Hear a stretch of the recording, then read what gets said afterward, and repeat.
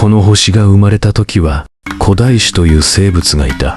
古代種は安息に暮らしていたが、そこに現れたのがニャンコだ。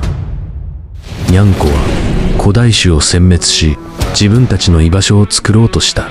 壮絶な戦争の末に勝利したニャンコは世界を自分たちのものにした。だが古代種が復活しようとしている。